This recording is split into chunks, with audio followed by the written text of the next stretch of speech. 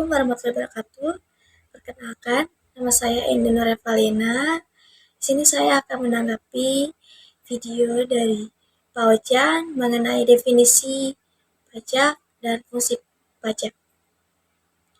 Seperti yang telah disampaikan oleh Pak Ojan, definisi pajak adalah iuran rakyat kepada kas negara berdasarkan undang-undang yang sifatnya memaksa atau wajib dengan tidak mendapatkan jasa timbal balik, bisa disebut juga kontra prestasi.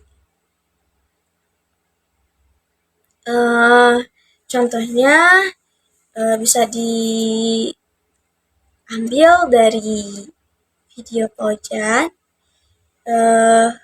Sekolah dibiayai pemerintah oleh uang pajak, belum tentu anaknya orang yang membayar pajak tersebut menikmatinya. Bisa jadi anak tersebut masuk sekolah swasta yang fasilitasnya lengkap dan memadai. Selanjutnya, kita lanjut ke fungsi pajak, yaitu ada yang pertama fungsi budgeter. Apa sih itu budgeter? Budgeter adalah sebagai sumber dana yang diperuntukkan bagi pembiayaan pengeluaran pemerintah, misal dimasukkannya pajak dalam APBN sebagai penerimaan dalam negeri. Bisa juga disebut fungsi budgeter ini penghasilan utama dalam negara. Lalu yang kedua, fungsi reguler sebagai alat mengatur atau melaksanakan kebijakan di bidang sosial dan ekonomi. Contohnya, pajak yang tinggi dikenakan kepada minuman keras dengan tujuan untuk mengurangi konsumsi minuman keras. Lalu pajak untuk PPH, pajak pengusaha penghasilan kecil dengan tarif yang sesuai dengan penghasilannya.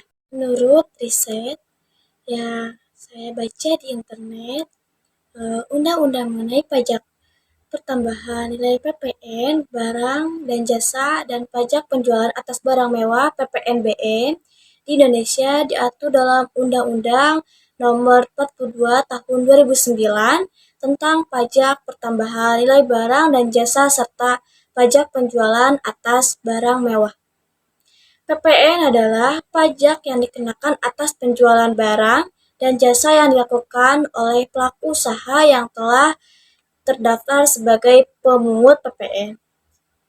Tarif PPN umumnya sebesar 10%, namun ada beberapa barang dan jasa yang dikenakan tarif 0% atau 5%. Sementara itu, PPNBM adalah pajak yang dikenakan atas penjualan barang mewah yang dilakukan oleh penjualan barang mewah yang telah terdaftar sebagai pemungut PPNBM. Barang mewah yang dikenakan PPNBM antara lain mobil, pesawat terbang, kapal laut, dan barang mewah lainnya. Tarif PPNBM bervariasi tergantung pada jenis barang mewah yang dijual.